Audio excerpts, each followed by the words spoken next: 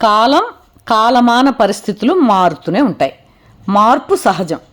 ఈ మారుతున్న పరిస్థితులలో యువతీ యువకులకు వివాహ వ్యవస్థలో భిన్నాభిప్రాయాల మూలంగా సమాజంలో ఏర్పడిన సంకట పరిస్థితికి మనం ఏమి చేస్తే బాగుంటుందో సూచించడానికి నేను ప్రారంభించిన వీడియో సిరీస్కు మీరు సుముఖంగా ప్రోత్సాహకరంగా స్పందించినందుకు నా హృదయపూర్వక ధన్యవాదాలండి.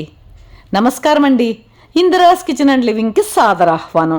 ఎలా ఉన్నారండి అందరూ?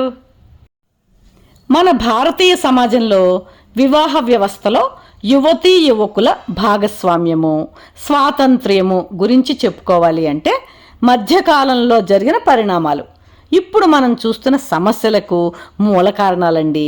అవే అగ్నిని రాజేశాయి. స్వయంవరము, స్త్రీ ధనము, విద్య, క్షాత్రములతో స్త్రీలకు ఎంపవర్మెంటు అండ్ సే ఉండేవి. కాత్యాయిని, లోపాముద్ర, గాయత్రీదేవి, ఝాన్సీ లక్ష్మీబాయి, రాణి రుద్రమదేవి, అహల్యాబాయి లాంటి వారు ఉదాహరణకు కోకొల్లలు. అప్పటి స్త్రీ ఉత్కృష్టతకు దర్పణాలు. కాళిదాస విరచిత మేఘ సందేశం లాంటి కావ్యాలలోనూ ఇతర గ్రంథాలలోనూ అది కనిపిస్తుందండి. దురదృష్టం కొద్దీ మన భరతవర్షం పైన సుమారు 1000 సంవత్సరాల పాటు జరిగిన దురాక్రమణలు, వలస పాలన సమయాలలోనూ భారత స్త్రీని రక్షించుకోవడానికి ఇంచుమించు గృహ నిర్బంధం లాంటి ఆంక్షలు చేయడంతో విద్య, వృత్తి, ఆర్థిక స్వాతంత్రాల నుంచి వంచితురాలై శక్తి స్వరూపిణి స్థితి నుంచి అబల స్థితికి నెట్టివేయబడి జెండర్ ఇన్ఈక్వాలిటీస్కి దారితీసిందండి. మన భారతీయ సనాతన ధర్మం అంటే సోషల్ రిజిడిటీ కాదు కదండి. కాలమాన పరిస్థితులను బట్టి మంచి కొరకు చేసే ప్రతి చర్య ధర్మమే. మహాభారత యుద్ధంలోనూ భగవద్గీతలోనూ శ్రీకృష్ణ పరమాత్మ ఆచరించి బోధించింది కూడా ఇదే. ధర్మము, ఆచార వ్యవహారాలు ఒకటి కాదండి.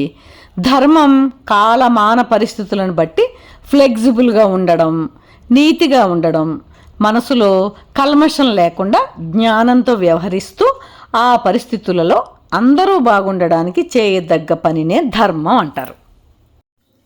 ఆచార వ్యవహారాలు దీనికి విరుద్ధంగా ఖచ్చితంగా ఇలాగే చెయ్యాలి, ఈ టైంలోనే చెయ్యాలి అనే రిజిడిటీని తెలుపుతాయి. ఫ్లెక్సిబిలిటీ ఉన్న ధర్మం పైన రిజిడిటీ ఉన్న కస్టమ్స్ను సమాజం ఆపాదించుకున్న మూలంగా మధ్యకాలంలో రాజుకున్న నిప్పుకు పొగ తోడైనట్లు అయ్యి సమాజంలో వివక్షత, అణిచివేత, ఆంక్షలు ఏర్పడి సమాజంలో సఫగేషన్ ఏర్పడిందండి. ప్రస్తుత విద్య, ఆర్థిక విషయాలలో యువత పురోభివృద్ధితో ఈ సఫగేషన్ నుంచి బయటకు పరుగులు తీసే ప్రయత్నంలో ఎంచుకున్న విభిన్న మార్గాలే ఇప్పటి యువతీ యువకుల ఆలోచన, ఆచరణ సరళులకు కారణాలండి. ఈ అవగాహనతో కాజు, ఎఫెక్టు అండ్ రెమెడీస్ గురించి నా నెక్స్ట్ వీడియోస్లో మాట్లాడుకుందామా అండి. ఈ వీడియో కనుక మీకు నచ్చినట్లయితే లైకు, షేరు, కామెంటు చేయండి. సబ్స్క్రైబ్ చేసుకునే వారు ఉంటే సబ్స్క్రైబ్ చేసుకోండి. మీ లైక్స్ నాకు చాలా అమూల్యమండి. Thank you.